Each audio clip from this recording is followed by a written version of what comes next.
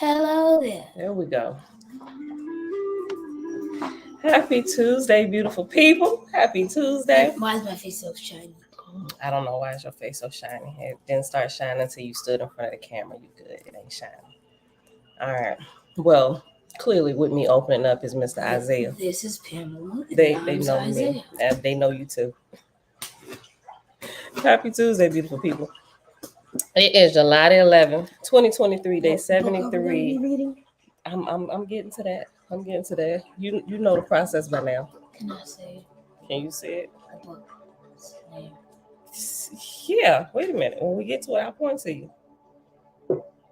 It's Tuesday, July 11th, 2023, day 73 of year 5 of reading through books, laws, and prophets. Another 5-year consecutive day count. It is day 1453. Today, listen, I know we keep jumping back and forth to a waspy. We're going to get back to it, but it's something I have to read to y'all today in conjunction with the rest of what we're reading from the Holy Megillah. So today we're picking back up in the book entitled The Book of the Holy Megillah. They can't see it. Come over here. The Holy Megillah. What is another name we call it?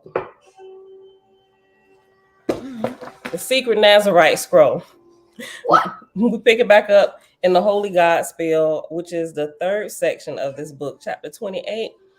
We're gonna start back at verse 92. I'm gonna read through this entire thing with Yahshua and the elderly Yogi, and then after we finish this section, storyteller, I think I'm gonna read all the way to verse from 92 to 146. Then I'm gonna hop over here to this. And I have to read y'all what I've come across, right? So this is good. While we're still in the India portion, I gotta read y'all this. Okay. So Father, we thank you for multiple days, creating multiple days to practice in. Does everybody in the stream eat meat? Not everybody. No, there are some eat vegetables. Yeah, there are a lot of plant-based people here. What happened to my light? Hold on. Oh no, leave it right there. Okay. All right, beautiful people. Let's see who we got in here. Mom, shalom, shalom. Avia, greetings, my beloved family. Facebook user, in the name of Jehovah, love and light to all faith is shalom. Sonia Jackson Garrett, happy return, good rising. Facebook user, shalom, shalom. Remember, 2 Facebook users, they hide your identity because you're streaming, you watching live from the private group. Because the group is private, anybody that watches and comments, they will also hide your identity. They will keep that private as well. So if you want us to know who you are, just be like, hey, this is such and such, eternal learner, peace, love, and light. All right, y'all, let's get started here. You ain't got to do that. Just leave it flat. It's going to make a louder sound. I don't need it to make a louder sound. I just needed to set the atmosphere, playing in the background. Can you just set my age? No, I'm not doing it right now. You'll have to wait. All right, beautiful people. So on page 464, starting at verse 92. I forgot to say hey to everybody hanging out in the background. It's only a few of them. Hey, everybody hanging out in the background. But let's get right to this today. All right. Yahshua and the elderly Yogi. Auntie. Hey, girl. Hey, been here hanging out in the background. Love, light, and healings family. Okay. Yahshua and the elderly Yogi. On the outskirts of Benares lived an elderly Yogi, a true wise man. Many of the people believed the old Yogi to be the wisest man in all of India. He lived in a simple hut in the center of an orchard. He said that he ate only nuts and fruits. Each day, he sat for several hours in front of his hut, giving darshan, his spiritual presence, to the pilgrims who flocked him. Most days, a dozen or so pilgrims sat outside his hut, waiting to ask questions. Lo, the holy man never spoke his answers aloud. Rather, using his wooden staff, he wrote in the dirt his replies. Wherefore, his answers were brief. And to each pilgrim who came, the sage answered but one question. Some pilgrims would sit for many days outside of his hut, for lo, though he would answer only one question from each visitor, one might sit and watch the sage answer the questions of many visitors over a period of time. After Yahshua completed 3 years of study with Betin Jala, he began his 4-year ministry unto the people of India. On the first day of his wanderings, he visited the hut of the old Yogi. Behold, 24 pilgrims sat outside the hut of the old sage. Yahshua sat directly in front of the elderly Yogi and gazed deeply into his eyes. Lo, for much of the day, the two of them sat in that manner, gazing into the eyes of one another, neither speaking a word. Then the old sage, using his wooden staff, wrote in the dirt this question: "What desire brings you here?" The assembled pilgrims were amazed, for lo, always before, the visitor asked the question, not the old sage. They were even more amazed when, rather than speak aloud his answer, Yahshua picked up the staff of the old sage and wrote his reply in the dirt. Lord Yahshua wrote, "Desires? My desire is that all beings find bliss." The old sage sat there in silence with Yahshua the rest of the day. Then the old Yogi stood up, danced a little jig, and thumped the ground with his staff 3 times. He then sat down and continued to gaze silently into the eyes of Yahshua. Yahshua again picked up the staff of the old sage and wrote in the dirt, "Why did you do that?" The old sage took the staff and wrote, "Curiosity is a form of desire." Yahshua smiled. The assembled pilgrims were now even more amazed, for never before had the old sage given more than one response to a visitor. For the remainder of the day and into the night, the old sage and Yahshua sat in silence, gazing into the eyes of one another. Behold, their souls touched and danced above their bodies. Then, to the astonishment of the assembled pilgrims, the old sage spoke the first words to any of them. Then, to the astonishment of the assembled pilgrims, the old sage spoke the first words any of them had ever heard come from his lips. "At last you have come. I held onto my body only to see this day. Now I may ascend with joy of heart and join my former wife in heaven." Smiling, the old sage let his body return to the earth. He ascended unto El Kush and beyond in a glorious body. He ascended unto El Kush and beyond in a glorious body of light and love. Yahshua picked up the staff of the old sage and gave it to an elderly woman who sat beside the hut. Seeing this, a man of limited wisdom said to Yahshua, "To give the departed one staff to this woman is to name her his successor. But you know not this woman. And it is not seemly to name a woman as his successor." Yahshua replied, "How can the snake be certain he knows what the bird knows? Know this: what seems unseemly to the snake may seem seemly to the bird." As Yahshua left the orchard of the great Yogi, one of the assembled pilgrims, perceiving that the departing young foreigner was Krishna come again, began to chant, "Hare Krishna, Hare Krishna, Krishna Krishna, Hare Hare Hare, Rama, Hare Rama, Rama Rama, Hare Hare." Lo, all the assembled pilgrims joined in the chant. Yahshua and the dishonest merchant. At a marketplace in Benares, Yahshua stood in line to purchase fruit from a vendor. Both of the buyers in front of Yahshua were charged with the same price for the fruit. When it was Yahshua's turn to purchase the fruit, the vendor charged him double. Yahshua perceived that this unequal treatment was due to his being of a foreign religion and different ethnic heritage than the vendor. Yahshua said, "The highest religion is love. Yea, and I am is our shared nationality." Yahshua as a storyteller in India. In India, storytellers are held in high esteem, and those who tell stories rich in spiritual teachings are the most esteemed. Oh, I desire to be the greatest storyteller that has ever lived during my time. Let me highlight it. That was for me. And even though I don't live in India, look, we all share the same nationality of I am. I just thought I'd throw that in there. It was seamless to do that at that moment. Okay. Hold on. Let me see who came in.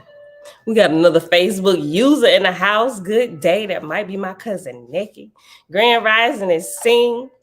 Nazarene is seen. Drace and Righteous. Shalom. Tabitha. Hey, girl. Hey, Shalom. Top of the day. And everybody else here hanging out in the background that didn't let us know y'all was here, but y'all here anyway. Hey. All right. And this is the last few verses I'm going to read from this before we hop over and read the section I want to read to y'all from the Yoga Sutras of Patanjali today. Okay. Verse 140, page 465. Yahshua as a storyteller in India. In India, storytellers are held in high esteem, and those who tell stories rich in spiritual teachings are the most esteemed. And the reputation of Yahshua as a master storyteller. Okay, I'm a strive for that title, master storyteller, because y'all know I got stories for days. My goal is to be able to link my crazy stories to a spiritual teaching. That's why we're trying to do when I be ad-libbing the text. Jesse Wall, shalom, shalom. Kings and Queens Coaching Group. Top of the day, family. Okay. Verse 140, page 465, Holy Megillah. In India, the title is Yahshua as a storyteller in India.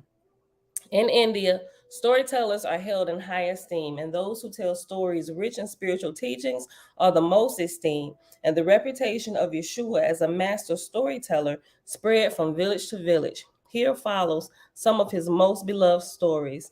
Some he composed himself, some he learned from other storytellers, but even when he spoke a story first told by another, Yahshua often changed it so as to improve it, as he did with the story of Sly the Fox. Now that story follows.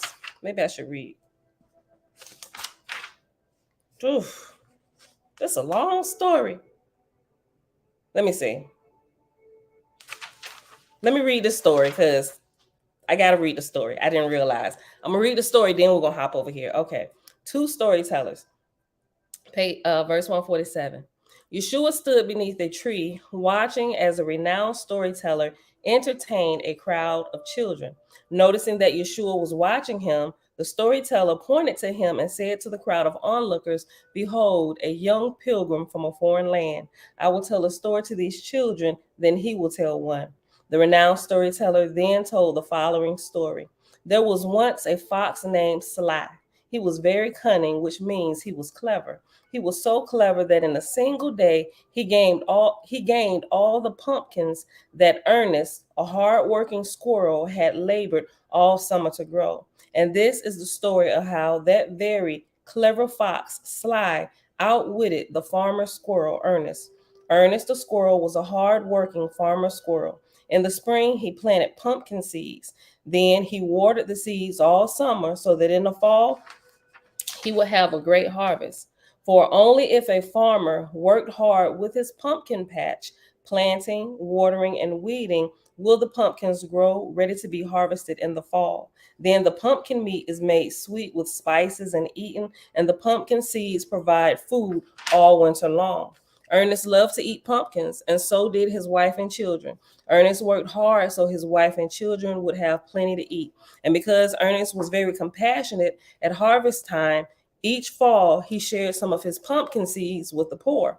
In a shadowy grove of trees not far from Ernest's farm, there lived a fox named Sly.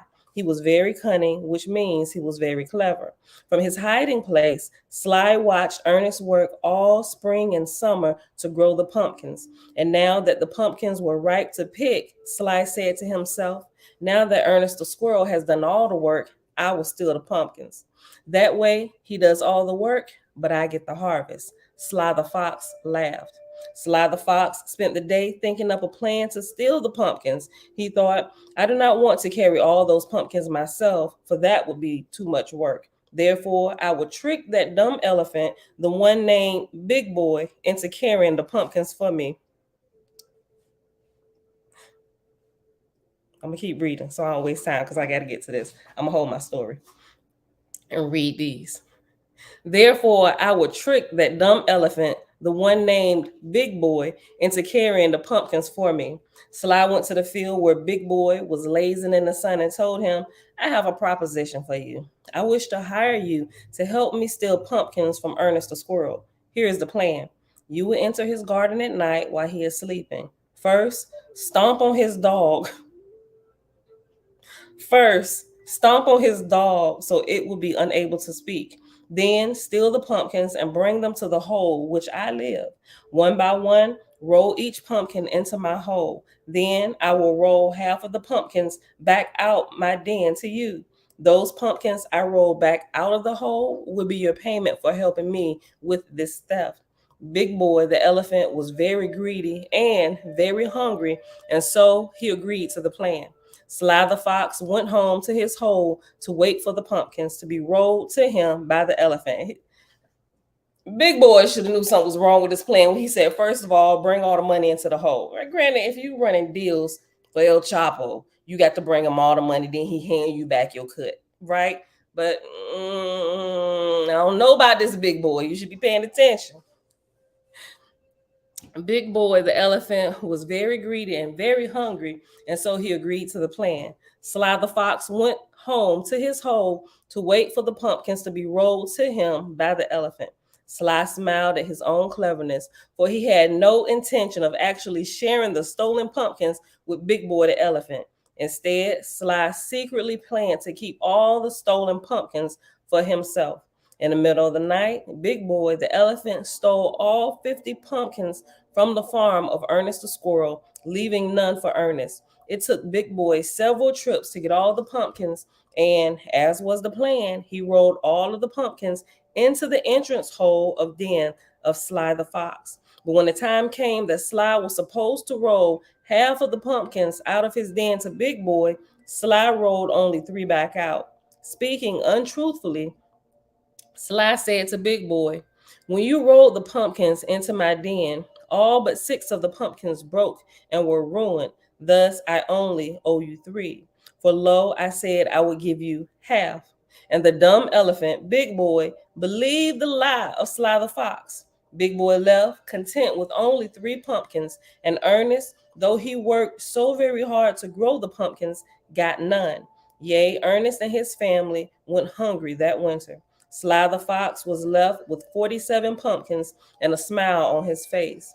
Thus it was said, better to be a fat thief than an honest man with hunger pains. I truly beg to differ. Clearly, we know. I'm going to keep reading the story. I'm going to keep reading the parable, the tale of tales. Dreadful Cosmo, shalom. Elijah, shalom. Just me. Blessings to all creators, creation, the good, bad, beautiful, and ugly. We all need the blessing. Say that again. To the beautiful, to the good, bad, beautiful, and ugly. I don't know how to use that. All right, y'all. To the good, bad, beautiful. Let me write that down. I ain't gonna say I'm gonna steal it. I'm gonna borrow it.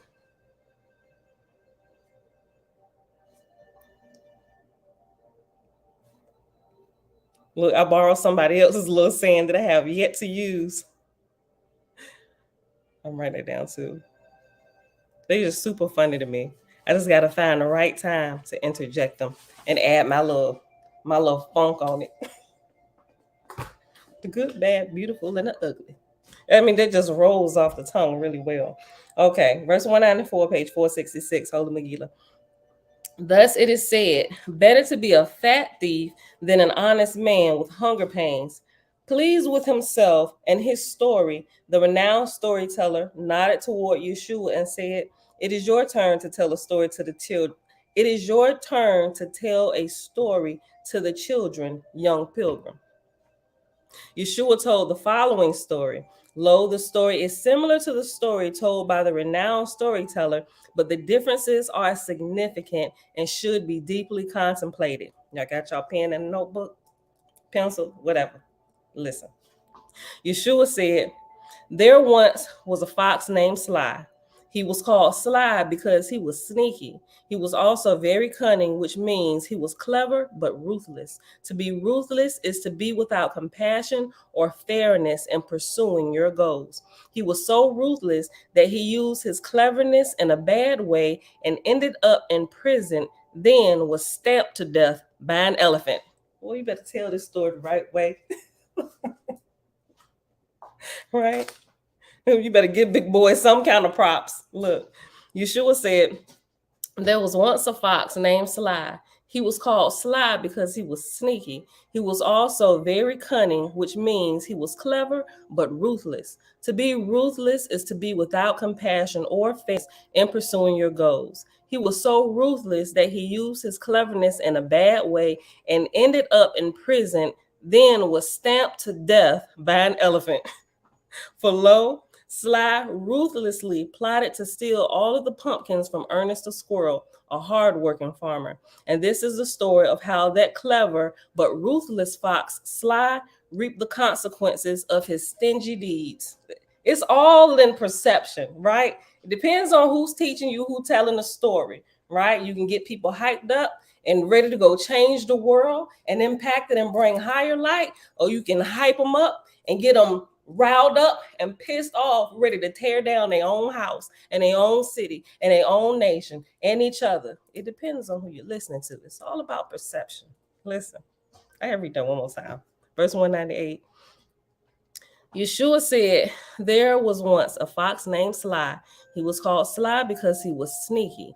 He also was very cunning, which means he was clever but ruthless.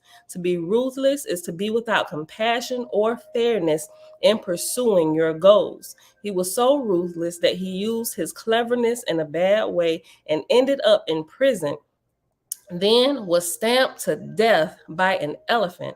For lo, Sly ruthlessly plotted to steal all of the pumpkins from Ernest the squirrel, a hard-working farmer. And this is the story of how that clever but ruthless fox, Sly, reaped the consequences of his stingy deeds.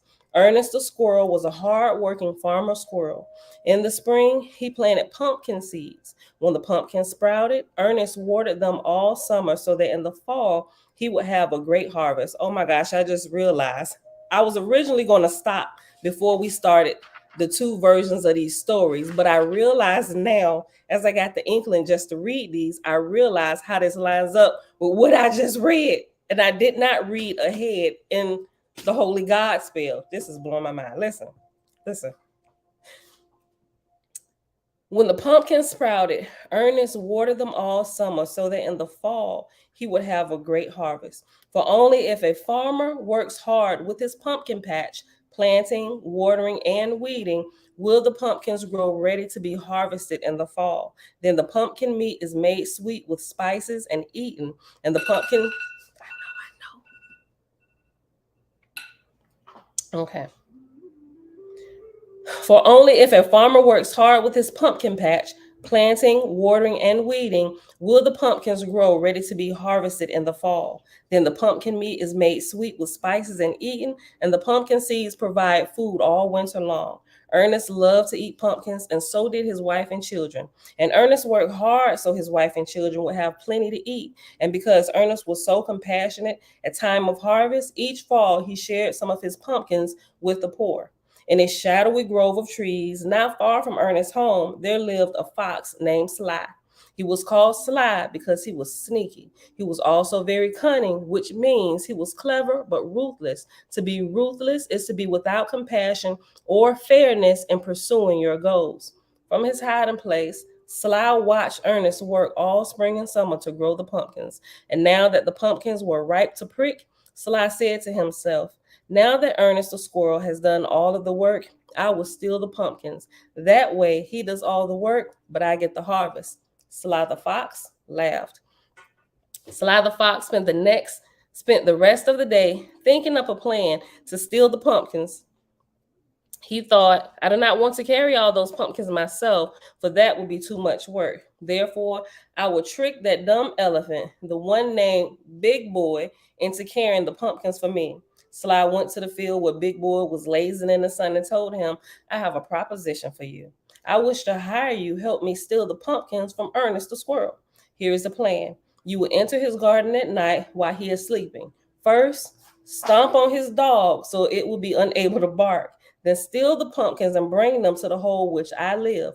One by one, roll each pumpkin into my hole. Then I will roll half the pumpkins back out of my den to you. Those pumpkins I roll back out of my hole will be your payment for helping me with this theft. Big Boy, the elephant, was very greedy and very hungry, and so he agreed to the plan. Sly the Fox went home and Sly the Fox went home to his hole to wait for the pumpkins to be rolled to him by the elephant. Sly smiled at his own cleverness, for he had no intention of actually sharing the stolen pumpkins with Big Boy the elephant. Instead, Sly secretly planned to keep all the stolen pumpkins for himself.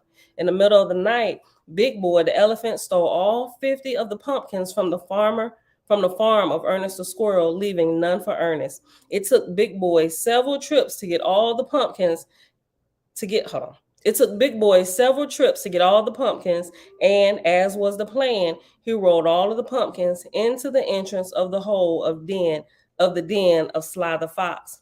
But when the time came that Sly was supposed to roll half the pumpkins out of his den to Big Boy, Sly rolled only 3 back out. Speaking untruthfully, Sly said to Big Boy, "When you rolled the pumpkins into my den, all but 6 of the pumpkins broke and were ruined. Thus, I only owe you 3. For lo, I said I would give you half." The unwise elephant, Big Boy, believed the lie of Sly the Fox. Big Boy left, content with only 3 pumpkins, and Ernest, though he worked so very hard to grow the pumpkins, got none. Sly the Fox was left with 47 pumpkins and a smile on his face. Sly thought to himself, better to be a fat thief than an honest fox with hunger pains. And so it seemed that the sneaky, cunning, ruthless, and dishonest behavior of Sly the Fox had been successful. But it is truly said, as you sow, so shall you reap. And the evil deeds of Sly came back to haunt him. Behold, the day after the pumpkin theft, Sly was arrested by the police. The police had simply followed the footsteps of the elephant to Sly's den and then to Big Boy's sleeping place. The police took both culprits to prison for 1 year. Big Boy spent the entire year plotting revenge against Sly. He now knew that he had been cheated by Sly. Behold, when the two were released from prison, Big Boy stomped Sly to death and was promptly put back in prison. Oh yeah. Big Boy went to jail. That sound right about somebody who was in prison. Big Boy. Oh, you thought you got over. I'll spend the rest of my days in jail for this. Oh, he plotted real good. Got out, stomped Sly to death, and gladly went back to jail. Hello, son. Mm-hmm. Derek, shalom, easy, grand rising, greetings and salutations. Shalom. You look old?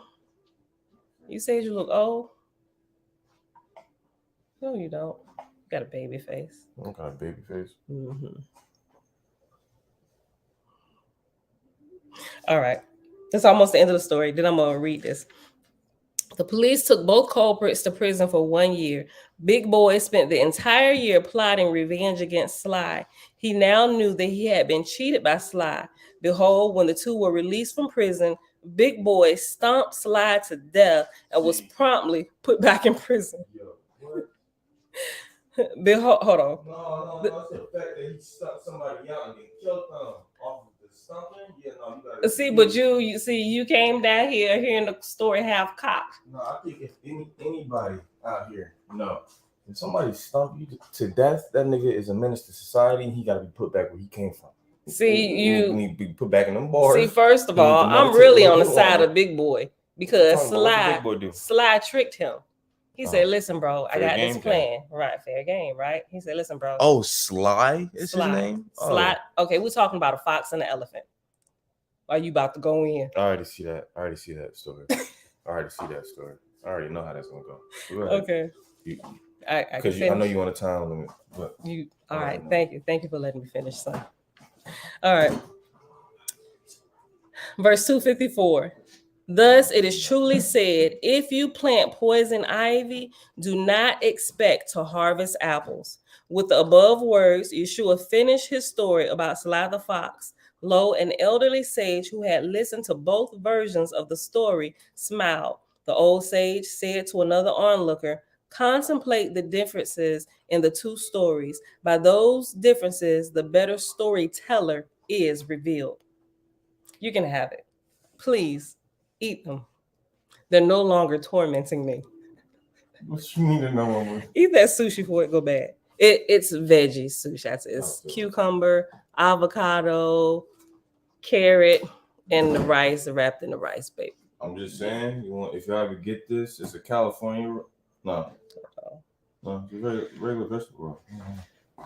When you get these, put some cream cheese on it. Oh my god. Or if they you got some of the okay.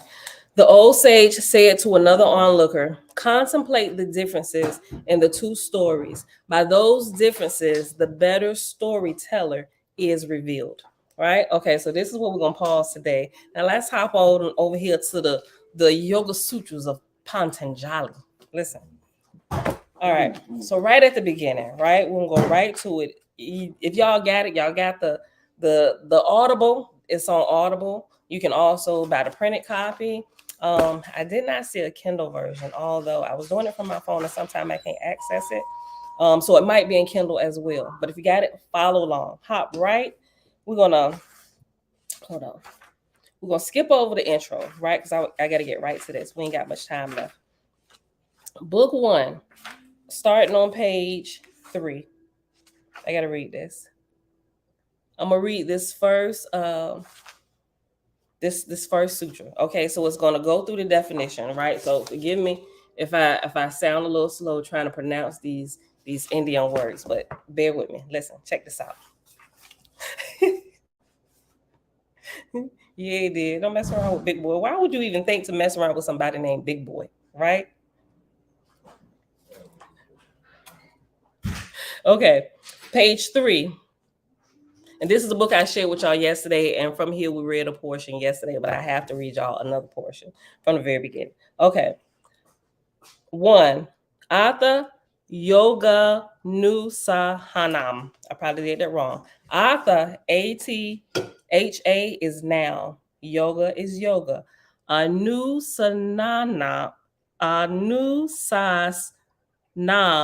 is exposition or instruction. Hold on, don't try and pronounce it with me. We're gonna keep going because I know I probably done screwed it up. So we just going through the water. Yeah, I gotta get to the meat of this. Listen. Now the exposition of yoga is being made. Girl actually want to do yoga. She said she want to actually wake up in the morning, get outside when it's still like damp outside, and do yoga. She feel like it's gonna do something. Ain't nothing to it but to do it. Tell her get it going. That's right.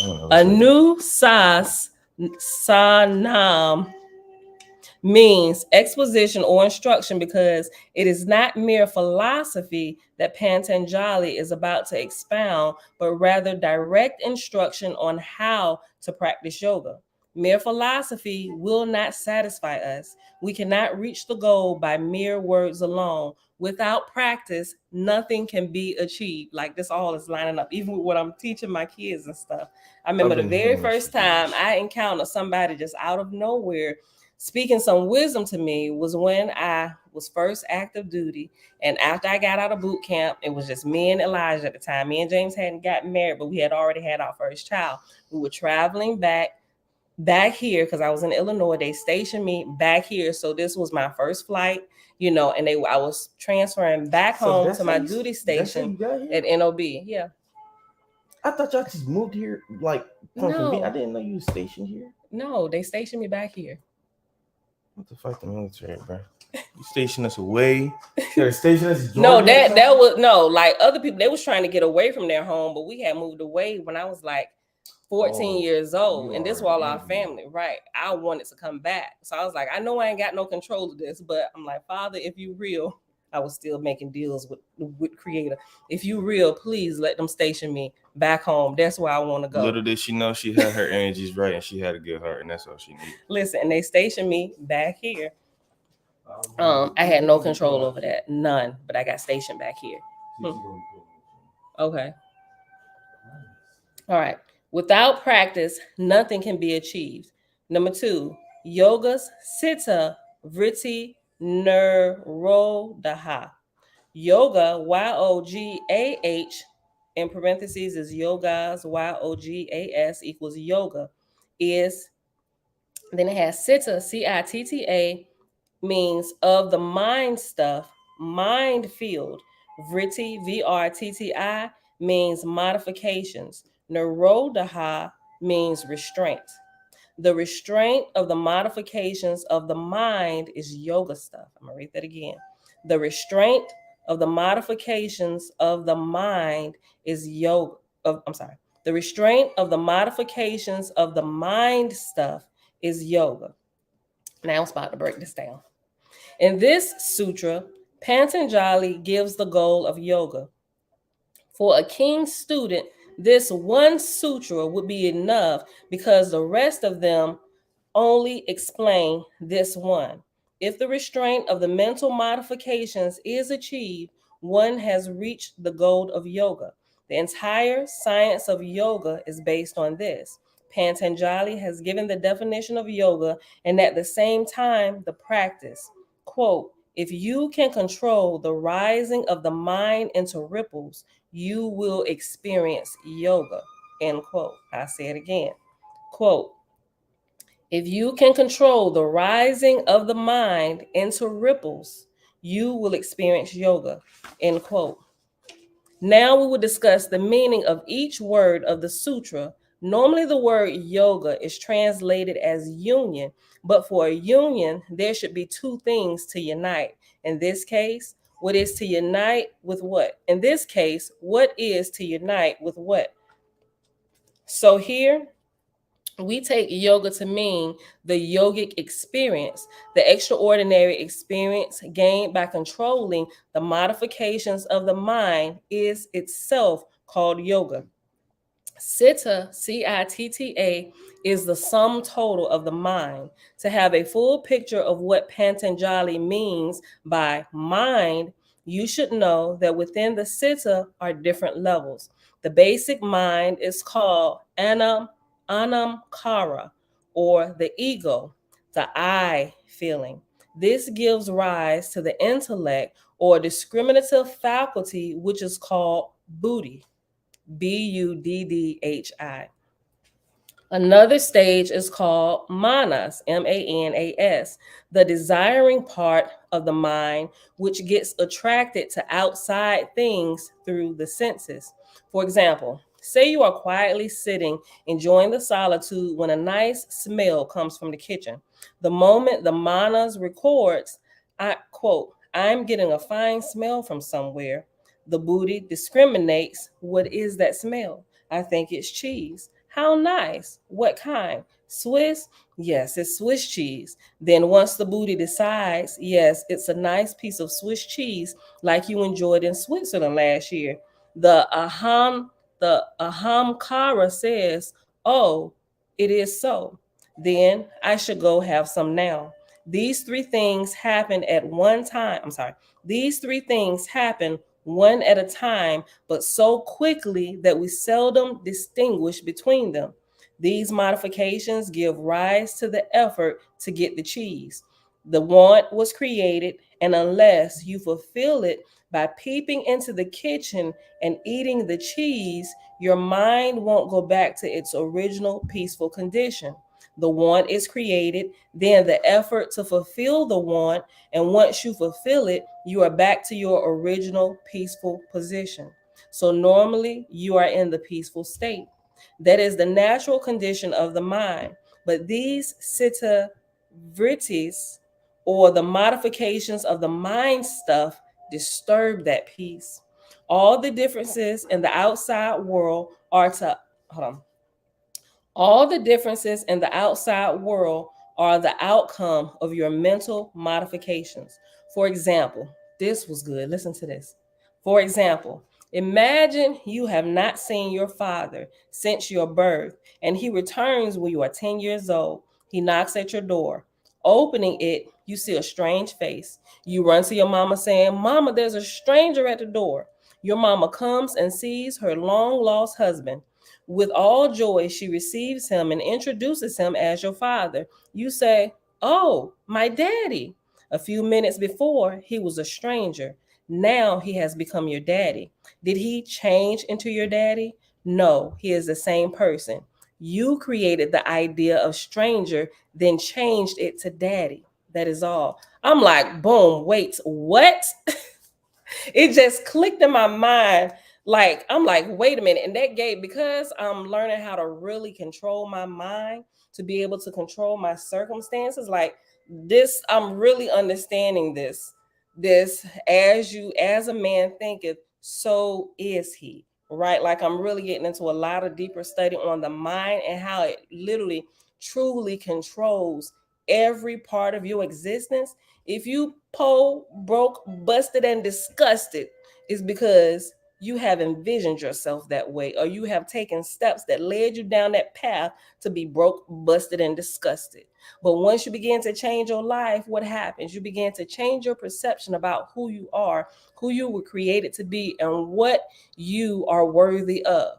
You do that. You make the switch, right? But it all, making that switch has to do with your environment, what you allow to go on your ear gates, what you allow to go on your eye gates, and what you allow to come out of the recesses of your heart that you hear coming out of your very own mouth about yourself, about who you really are. I'm like, oh my God. I'm like, oh my God. So listen to this. Listen to this. Listen to this. Mama, there is a stranger at the door. Your mama comes and sees her long lost husband. With all joy, she receives him and introduces him as your father. You say, oh, my daddy. A few minutes before, he was a stranger. Now he has become your daddy. Did he change into your daddy? No, he is the same person. You created the idea of stranger, then changed it to daddy. That is all. Prince, what's going on, fam? Just me. Romans 12:22. Do not conform to the pattern of this world. Thank you for that. But be transformed by the renewing of your mind. Then you will be able to test and approve what Creator's will is, his good, pleasing, and perfect. Thank you for that. Listen, the entire outside world is based on your thoughts and mental attitude. The entire world is your own projection. Your values may change within a fraction of a second. Today, you may not even want to see the one who was your sweet honey yesterday. But if we remember that, we won't put so much stress on outside things. Let me read that again. The entire outside world is based on your thoughts and mental attitude. The entire world is your own projection. Your values may change within a fraction of a second. Today, you may not even want to see the one who was your sweetheart. Who was your sweet honey yesterday. If we remember that, we won't put so much stress on outward things. This is why yoga does not bother much about changing the outside world. There is a Sanskrit saying, quote, Mana eva manu sayanam karanam bandha mokseho, end quote. And this is how it's translated in English. As the mind, so the person. Bondage or liberation are you in your own mind. Highlight that if you got the book. I'm going to read it again and I'm going to say it again. So if you want to write it down because you ain't got the book yet, I can't afford to download it. Listen. And it's simply, as a man thinketh, so is he, right? As the mind, so the person. Bondage or liberation are in your own mind. If you feel bound, you are bound. If you feel liberated, you are liberated. Things outside neither bind nor liberate you. Only your attitude towards them does that. What we were just talking about perception, right? The teachers that teach you their perception of the world, if they all screwed up in here, everything come out their mouth gonna be screwed up. They're gonna screw up everybody that listen and follow them, right? It's about your perception. Bronze Yoga, I was waiting for you to come in, bro. Yes, we talking about yoga. Jamia, shalom, sis. Okay. As the mind, so the person. Bondage or liberation are in your own mind. If you feel bound, you are bound. If you feel liberated, you are liberated. Things outside neither bind nor liberate you. Only your attitude towards them does that. That is why whenever I speak to prison inmates, I say, You all feel you are imprisoned and anxiously await to get outside these walls. Big Boy in the house. Get shout out to Big Boy. Right, we just learned about Slider Fox and Big Boy the elephant. Big Boy stomped the crap out of Slider Fox and gladly went back to jail. All right, you ain't gonna trick nobody else about no pumpkins. And that is why whenever I speak to prison inmates, I say, you all feel you are imprisoned and anxiously wait to get outside these walls. But look at the guards. Are they not like you? They are also within the same walls. Even though they are let out at night, every morning you see them back here. They love to come. You would love to get out. The enclosure is the same.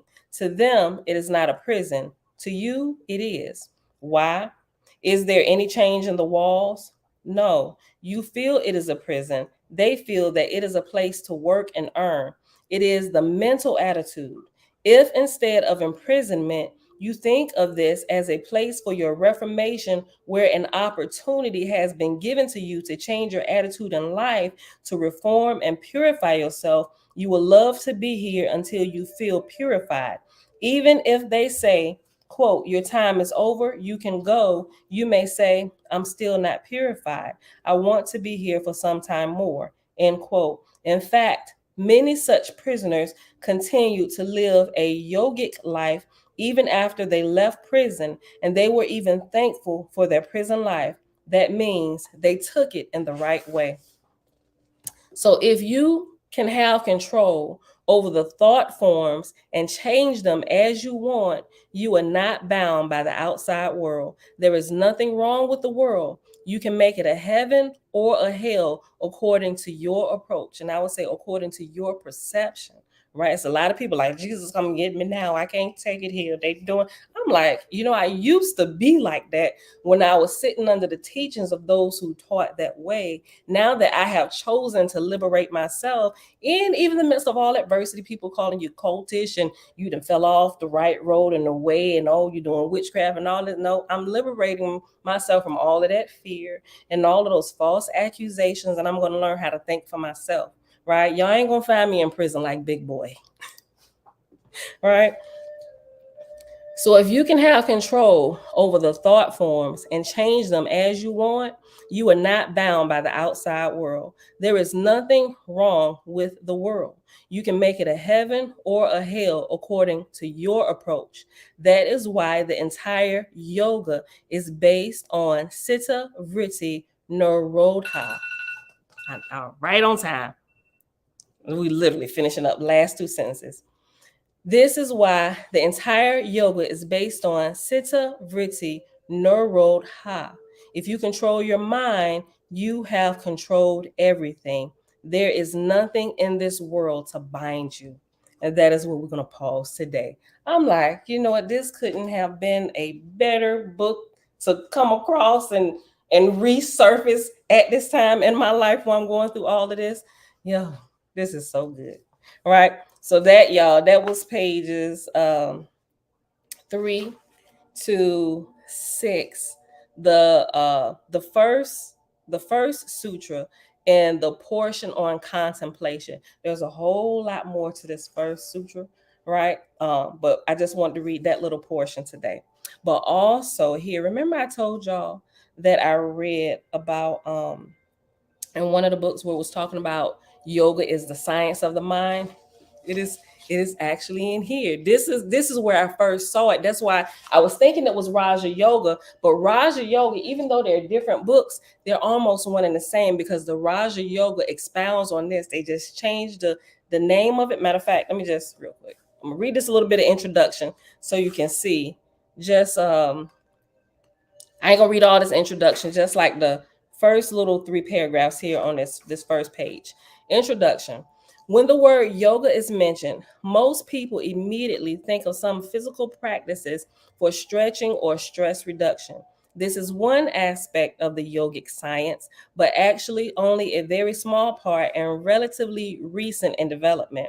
The physical yoga or hatha yoga was primarily designed to facilitate the real practice of yoga, namely the understanding and complete mastery over the mind. So the actual meaning of yoga is the science of the mind. We all want to know more about our minds, how they work, and how we can work with them. This field is closer to us than anything else in life. It may be interesting and useful to know how to fix a car or cook a meal or how atoms split, but something that holds a more immediate and vital interest for thoughtful people is their own mind. What is the mind? Does it determine our behavior and experience, or do we create and sustain its activity? What is consciousness? Can we turn within ourselves to study and understand, perhaps even control the mind? This is the subject matter of the ancient science of Raja Yoga. Traditionally, the word yoga itself refers to Raja Yoga, the mental science. So that's why I say, and it's upstairs because I had them both going like back and forth. It's the red book. I posted them both, the Raja Yoga, the red book, and this yesterday. I was like, yo, these are one and the same, not really making the connection until last night. I'm like, yo. So if you get them, you definitely need to get the two. Like I said, I ain't making no kind of money off of recommending this, but I'm just telling y'all for a richer education, development, and experience, being able to put things together, I would recommend it. And I ain't getting nothing by recommending it, but enjoyment to see my brethren and sisterin grow in love and light and to create and continue progressing while we're still here. Listen, what is consciousness? Can we turn within ourselves to study and understand, perhaps even control the mind? This is the subject of the ancient science of Raja Yoga. Traditionally, the word yoga by itself refers to Raja Yoga, the mental science. With the current burgeoning of interest in expanding consciousness and in mental science in general, it is natural that we turn to Raja Yoga. There are, of course, many Western approaches to the study and control of the mind, and there are, of course, many Western approaches to the study and control of mind, each advancing various different concepts and techniques.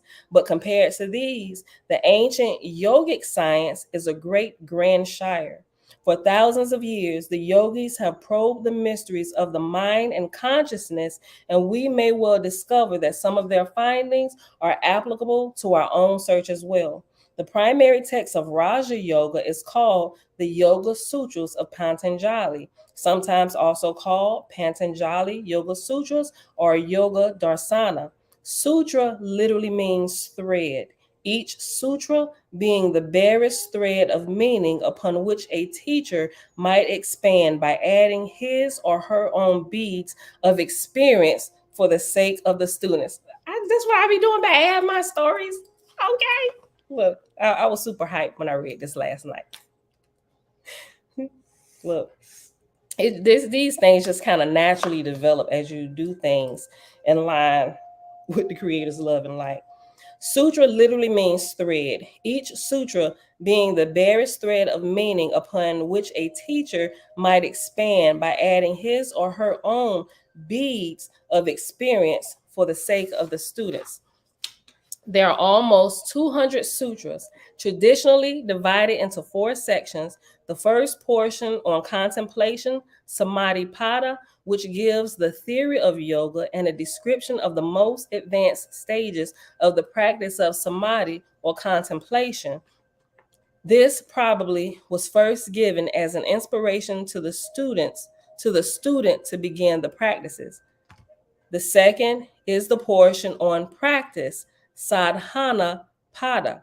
There is philosophy in this section also, but of a more practical nature. And the first 5 basic steps out of the traditional 8 limbs of Raja Yoga are expounded along with their benefits, obstacles to their accomplishments, and ways to overcome the obstacles. The third section is called the portion on accomplishments, Vibhuti Pada, and discusses the final 3 inner steps of Raja Yoga, plus all powers and accomplishments which could come to the faithful practitioner.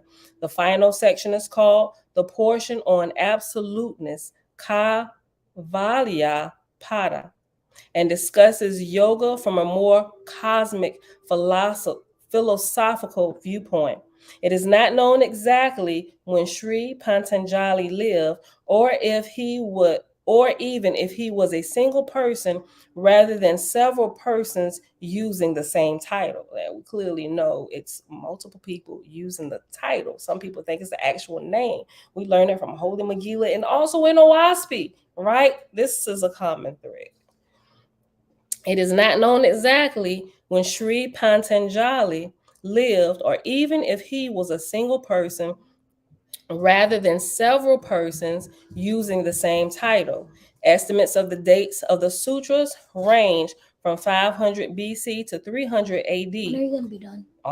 Like right now. In any case, he did not in any sense invent Raja Yoga, but rather systematized it and compiled the already existing ideas and practices. Since that time, he has been considered the father of yoga, and his sutras are the basis for all of the various types of meditation and yoga which flourish today in their myriad forms. And that, my beautiful people, is where we end at today. It is 7:18. We need to get out of here. And I hope y'all enjoyed this today as much as I did. He was that dude, Bronze Joke. Hold on. Imprisoned my body, but not my mind. Fade into the background, just me. Big boy stomped the seeds out of him. But big boy, nature is to be one of great intelligence. We wonder what happened to the mind of such a beautiful animal, the elephant. Oh, that is beautiful the way you put that, Tabitha. Shayla, hey girl, hey. But big boys, nature is to be one of great intelligence. We wonder what happened to the mind of such a beautiful animal, the elephant. When the OASP talks swallowing the tongue, that's Kriya Yoga. Okay, I got it. When the OASP talks about swallowing the tongue, that's Kriya Yoga. Thank you for that, Bronze Yogi. All right, beautiful people. That is it for today. We're going to finish up some more of these stories in Holy Megillah tomorrow. There is another story that he tells, Yahshua begins to tell. Actually, it's quite a few more stories. That's a lot of stories. Okay, so we're going to get to these. And we'll see. It depends. I saw the word guru and stuff pop up, so I'm not sure if we're going to read any more of this while we're going through this, but we may not, depending on how much I get through this. If when we come across something and it resonates with something I've recently read in here, I'll pull this up and I'll read the section in here and share it with y'all. But this has been amazing for me. This has been amazing for me. All right, y'all. Dreadful Cosmon. Off to the listen, look. What we just talked about. It's your perception. You saying you about to head off to the plantation. How could we rephrase that, dreadful Cosmon? Right? Aren't you light of the Creator's light? How about you are going, I know you ain't literally going to a plantation. We get it. You about to go to work, right? But a lot of times when people go to work, they go to work in the midst of most of the people, they just nonchalant attitudes. I'm here to make some money, then I'm clocking out. They ain't willing to give any extra effort. They're not willing to go over and above. They just your regular commenters doing probably the least that needs to be done, probably tricking off the majority of their time at work, not really being productive, right? They're just there looking like they're busy just to get a paycheck. And technically, we could tell them that they're actually stealing, and they probably should be fired. Maybe not right away. We should give you a warning, right? We don't expect for you to come here just to pull our money. Like, we want you to be here as a part of our team, right? So, which is why employers should cultivate the atmosphere of family and a place that people love to come. When they leave their blood family, people whom they love and care about, they should be able to make the connection with you when they come to work. I heard somebody say something the other day. They said they don't hire. Clearly, skills can be taught, but they hire based on the heart, right? He said, one guy, he said the trainer who runs this training business actually motivating people in the dealership space, right? Realizing that a lot of salespeople lack a lot of skills, right? So, but he doesn't just teach them skills, he also teaches them how to better their character when you come to work and how you deal with people, and not to be a slimy salesman. No matter if you're selling cars or you're selling mattresses at mattress firm, no matter what you're selling, what service you provide for people, it teaches you how to be authentic from the heart, because you're not really just selling product. Your product really is people. And if you don't care about people, people really ain't gonna care about you. That's why we got the worst age of salespeople all across the world in every industry today, right? They say they don't hire based on the skills. Skills can be taught. They hire based on the heart and how people think and perceive things. And he told his people, he said, he knew he had a girlfriend, even his married people. He said, if I find out you were cheating on your spouse, he said, if that comes back to me, he said, if I find out you are cheating on your spouse or your girlfriend, those are character issues. Those are character flaws. I will fire you, because that means you will also cheat on me. Meaning you're going to come in here, you might steal my money, you might trick off the time, stealing time, not being productive, doing what you're supposed to be doing, helping the business grow, right? He said, I'm going to fire you, because if you cheat on her, you will cheat on me, and vice versa. The same advice went out to the women. If I find that you're cheating on your spouse, I will fire you. And he let them know that up front. I'm like, whoo, not so many people can handle that. They're like, forget all this. Those are people who are reluctant to grow. They don't want to grow. They just want to do what they want to do. So I would say, change your perception about where you go. Go, not like I'm going to the plantation. Turn my back to the master so he can whip it again today. Go and be a light, right? And those people who actually go in on purpose, being a light and brighten up the workplace, they get promoted faster. Not that they're seeking that. Some people do, right? But it naturally comes to them. They don't have to go seeking it. It chases them, because your light begins to shine bright in a dark place. And a lot of these places where people go to work are dark places. They're very dark places. It's actually a dog food plantation. Same type of atmosphere, same thing. Dog food plantation. It doesn't matter. It's still people there, right? So go and be a light in the plantation. And what's turn it into a, I don't know, how you flip plantation around. Turn plantation into a paradise. Go to work. All right, I'm headed off to paradise, y'all. You got to have that attitude when you're going, all right, another day, yeah, get in here, not just to make money, but to change your life. We're producing the best dog food for owners who love their pets, right? We know people who love their pets have good hearts, right?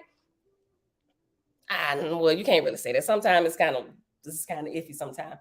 But if people are nice to animals, to nature, there is a little bit of good about them somewhere. They may need to learn some skills. They need to learn some couth, right? They may need to be redirecting their thinking, how they need to learn some people skills, right? But if we're going there with that attitude, we can literally raise the level of not just the excitement and morale of our co-workers, and maybe even the supervisors and managers who are watching you, right? You could raise the morale. Listen, raise the morale of the people who actually come in. You change that energy, and the energy that's being used to produce the dog food will literally, it'll just radiate as you're sending this stuff out to market, to sell. That energy is in all of that. I'm like, whew, boy, I love this. You get paid to shine a creator's light. I love that. I work for God, not my employer. You do, but your tail belongs to the plantation master, unless you are the master. And that's why you're heading out to work every day. All right, master. You working for John in your heart, but your tail belongs to the plantation. I'm joking. No, I don't want to get in trouble with you, dreadful Cosmo. I don't make the dog food. I build the machines. Even better. Why you have like a scientific mind? Like this is going so many areas. Build the machines. As you build it, you can gain more wisdom on how even to create a better, more efficient machine. Now you have mind stuff. Now you have intellectual property. You're working for somebody. And now that you understand the process, you can create a process that builds something better, more efficiently, and boom, you become a millionaire overnight. Now you have influence, right? You have influence. You moved up to another whole level of people whom you can influence. You have a right heart, shining creators light. Just think about your perception. All of these things, right? Dreadful Cosmine, next millionaire engineer in this field. Build stuff, right? Listen, things can become way more efficient. Like, I could go on for days. But anyway, I'm sorry. I'm a hype man. Hype woman. That's it for today. We got to get out of here. Let me get my book. I love y'all. All right, y'all. It is Tuesday, July the 11th, 2023, day 73 of year 5 of reading through books, laws, and prophets. Of the 5-year consecutive day count, it is day 1,453. Today, we read, let me go back to the starting page, 464. Okay. 464 in the Holy Megillah, also called the SecretNazariteScroll. We started at page 464. I love you too, son. And we ended on page 468. And then we popped over here a quick second and we read first the first sutra. And that started on page 3. And we went all the way to page 6. And then we went back to the introduction to read those first little 3 small paragraphs to line everything up with what we read today. And with that being said, Father, not only do we thank you for multiple days to practice in, but we thank you for levels of maturity that we can gain as we practice and we become perfect in what we practice. All right, beautiful people. That is it. Peace, love, light, and balance. Creator, gang. Shine bright. I love y'all. See y'all back here tomorrow morning, bright and early, 6:15 a.m. Eastern Standard Time. But I see through you.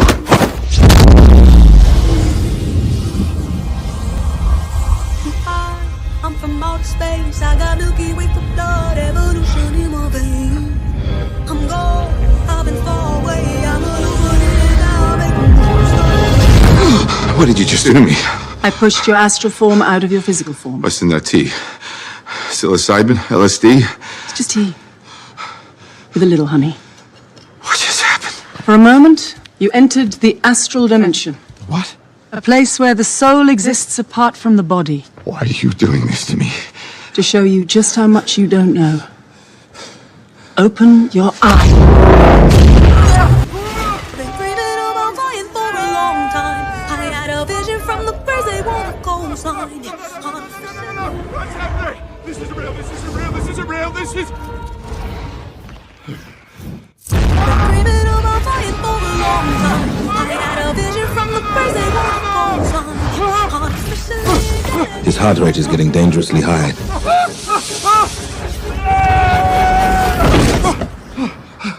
He looks all right to me.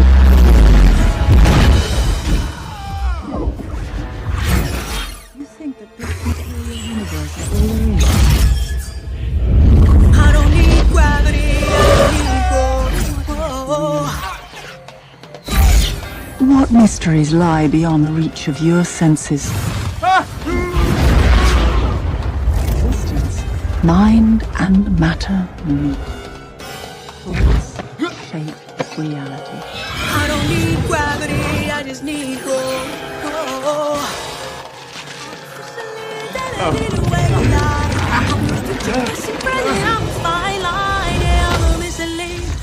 illusion. I am not really here, I'm an intrusion.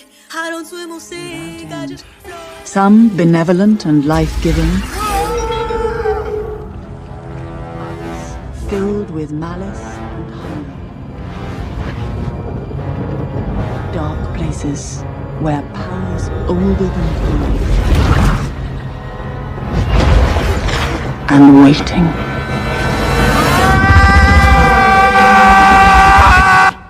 I don't swim or sink, I just float. Who are you? in this vast multiverse. I don't need gravity, I just need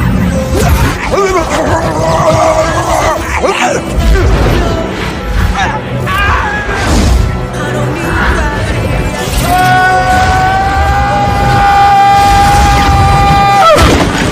gravity, I just need growth. Have you seen that before in a gift job? I don't need gravity, I just need growth. Teach me. No.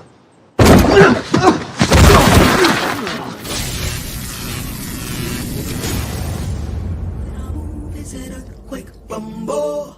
I won't ever fall, never stumble. And I don't need to be humble. Break down walls like Jericho crumble.